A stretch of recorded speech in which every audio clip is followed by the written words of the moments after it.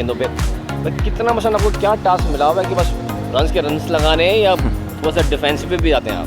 नहीं, मेरा तो प्लान ये होता है कि मैं टीम के लिए जो बेहतर है वो करूँ। पहली इनिंग्स मैंने जो खेली थी वो मैंने थोड़ी स्लो खेली थी, क्योंकि टीम की जो रिक्वायरमेंट थी मैं उस हिसाब से खेला था। दूसरे मैच में थोड़ा सा मैं स्लो खेला था, वो अगेन टीम की रिक्वायरमेंट थी।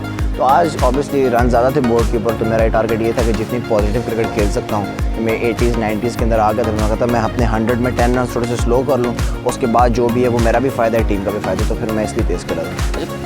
रिस्क फैक्टर में जो ना पेट आता, जाहिर सी बात इसमें ये होता है कि परफॉर्म ना करे, टीम से ड्रॉप आउट ना करे, तो आपको ऐसा लगता है कि आप रिस्क लेते थे, घबराते नहीं, कोई माइंड सेट बिल्कुल रिलैक्स होता है जब खेल लेते हैं आप? नहीं, आई थिंक अगर आप सेफ रिस्क लेना, आपको रिस्क टू रिवॉर्ड रेशियो आपको पता होना चाहिए कि अगर ये मैं शॉट मारूंगा तो या तो मुझे छक्का मिलेगा या मुझे आउट मिलेगा, और आउट के क्या चांस है। तो इसलिए मैं ज़्यादातर देखता हूँ कि मेरे जो सेफ शॉट है मैं उसके ऊपर ज़्यादा जाऊँगा। मैं कोई स्कूप नहीं ट्राई करता, मैं कोई रिवर्स स्वीप नहीं ट्राई करता, मेरे जो स्टैंडर्ड हिट्स हैं मैं सिर्फ वो ट्राई करता हूँ। आई डोंट थिंक इतने रिस्क नहीं।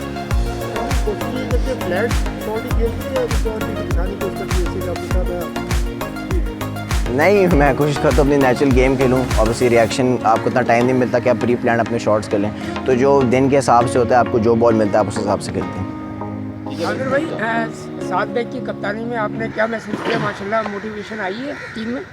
हाँ जी, ऑब्वियसली साथ में एक बहुत अच्छा कप्तान है, और इतने बड़े स्टेज पे कप्तानी करना एक बहुत बड़ा एजाज़ होता है। तो वो बहुत अच्छी कप्तानी कर रहा है, टीम को जल रख रहा है। ऑब्वियसली स्टेज के ऊपर जितनी पर्सनल परफॉर्मेंसेस होती हैं उतना टीम का भी फ़ायदा होता है, लेकिन मेन चीज़ होती है कि जब टीम नीचे लगे तो कप्तान आपको किस तरह उठाता है, वो साथ में बहुत अच्छी तरीके से करता है। और आमिर भाई, एक सवाल आखिरी है।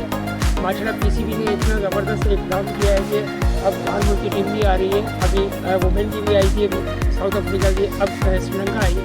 तो आप क्या देखते हैं, पीसीबी ने इतना अच्छा इकदाम किया कि वह अंडर 19 से जब ओवरेज हो जाते हैं तो अंडर 25 तक एकदम 4-5 साल का गैप आएगा, तो पीसीबी का इकदाम अच्छा है। इस हवाले से क्या बोलेंगे? देखिए, मैं पीसीबी में काम तो नहीं करता, लेकिन मैं ये कहूँगा हमारे हवाले से अंडर 19 से कि उन्होंने बहुत अच्छा काम किया। पिछले साल जो पीजीएल थी उससे भी हमें बहुत ज़्यादा फ़ायदा हुआ था। तो हमें जितना भी आगे वर्ल्ड कप एशिया कप आ रहा है उससे पहले हमें जितना एक्सपोजर मिल सके तो अच्छी बात है। Thank you sir.